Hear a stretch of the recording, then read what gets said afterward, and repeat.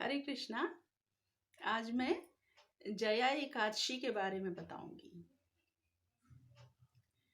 भविष्योत्तर पुराण में भगवान श्री कृष्ण और महाराज युधिष्ठिर के संवाद में इस एकादशी का वर्णन आता है। युधिष्ठिर महाराज ने पूछा, हे जनार्दन, माघ मास के शुक्ल पक्ष की एकादशी का क्या संबोधन है? यह व्रत कैसे करें? किस देवता की पूजा करनी चाहिए? भगवान श्री कृष्ण ने उत्तर दिया, राजेंद्र सुनो, माघ मास के शुक्ल पक्ष की एकादशी को जया एकादशी कहते हैं। सब पापों को हरण करके मोक्ष देने वाली यह उत्तम तिथि है। जो कोई भी इस व्रत का पालन करेगा उसे पिशाच योनि प्राप्त नहीं होगी। इसलिए प्रयत्न पूर्वक इस जया एकादशी का पालन करना चाहिए। प्राचीन काल में स्वर्ग में देवराज इंद्र का राज था। देवगण अप्सराओं के साथ परिजात वृक्ष से शोभित नंदन वन में विहार कर रहे थे। 50 करोड़ गंधर्वों के नायक देवराज इंद्र ने अपनी इच्छा से वन में विहार करते हुए नृत्य का आयोजन किया था। गंधर्वों में प्रमुख पुष्पदंत, चित्रसेन और उसका पुत्र, ये 3 थे। चित्रसेन की पत्नी का नाम मालिनी था। मालिनी और चित्रसेन की कन्या पुष्पवंती थी। पुष्पदंत गंधर्व का पुत्र माल्यवान था। माल्यवान पुष्पवंती के सौंदर्य पर मोहित हो गया था। ये दोनों भी इंद्र की प्रसन्नता के लिए नृत्य करने आए थे। यह दोनों भी अन्य अप्सराओं के साथ आनंद में गायन कर रहे थे, किंतु एक दूसरे पर अनुराग दृष्टि के कारण वे मोहित हो गए और उनका मन विचलित हो गया। इससे शुद्ध गायन नहीं हो सका। कभी ताल गलत तो कभी गायन गलत।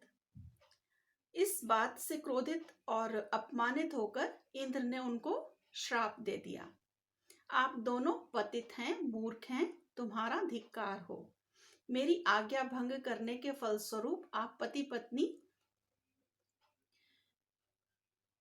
के रूप में पिशाच योनि में जन्म लेंगे। इंद्र से ऐसा श्राप मिलते ही दोनों बहुत दुखी हो गए। हिमालय में जाकर पिशाच योनि को प्राप्त होकर भयंकर दुख भोगते रहे। शारीरिक पातक से प्राप्त हुई इस योनि से पीड़ित वे पर्वत की गुफा में भ्रमण कर रहे थे। एक दिन पिशाच पति ने अपनी पत्नी से पूछा कि हमने ऐसा कौन सा पाप किया है जिसके लिए हमें ये योनि मिली है। नरक यातनाएं तो दुखदायक हैं, पर पिशाच योनि में भी दुख बहुत भयानक है। इसलिए पूर्ण प्रयत्न से इस पाप से छुटकारा प्राप्त करना चाहिए।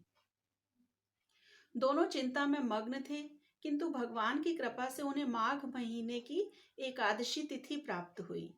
जया नाम से प्रसिद्ध यह तिथि सब तिथि में उत्तम है। इस तिथि में उन्होंने अन्न ग्रहण नहीं किया, जल ग्रहण नहीं किया, किसी जीव की हत्या भी नहीं की और कोई फल भी नहीं खाया। दुख से व्याकुल सूर्यास्त तक वे बरगद के वृक्ष के नीचे बैठे रहे। भयानक रात उनके सामने उपस्थित हुई, पर उन्हें निद्रा तक नहीं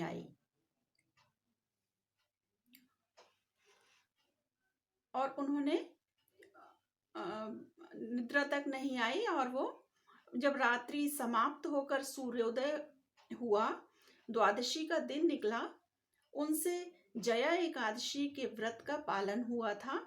उन्होंने रात भर जागरण किया था। व्रत के प्रभाव से और भगवान विष्णु की शक्ति के कारण दोनों इस योनि से मुक्त होकर अपने पूर्व रूप को प्राप्त हो गए। उनके हृदय में फिर से पहले का जैसे अनुराग उत्पन्न हुआ। अलंकार से शोभित होकर विमान में विराजमान होकर स्वर्गलोक में गए। देवराज इंद्र के सामने प्रसन्नता पूर्वक जाकर उन्हें सादर प्रणाम किया। उन्हें पूर्व रूप में देखकर इंद्र को आश्चर्य हुआ और उन्होंने पूछा, किस पुण्य के प्रभाव से आप पिशाच योनि से मुक्त हुए हैं?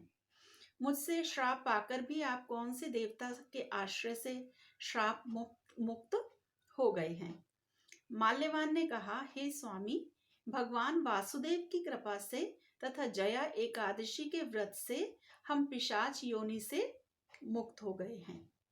देवराज इंद्र ने कहा, अब मेरे कहे अनुसार आप दोनों सुधा पान कीजिए।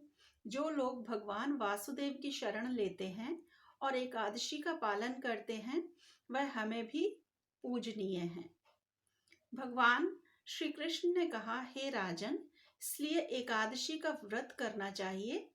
हे नृपश्रेष्ठ, जया एकादशी ब्रह्म हत्या के पातक से भी मुक्त करती है।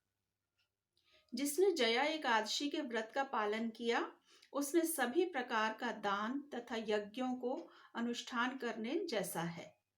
इसकी महिमा पढ़ने अथवा सुनने से अग्निष्टोम यज्ञ का फल प्राप्त होता है। हरे कृष्णा।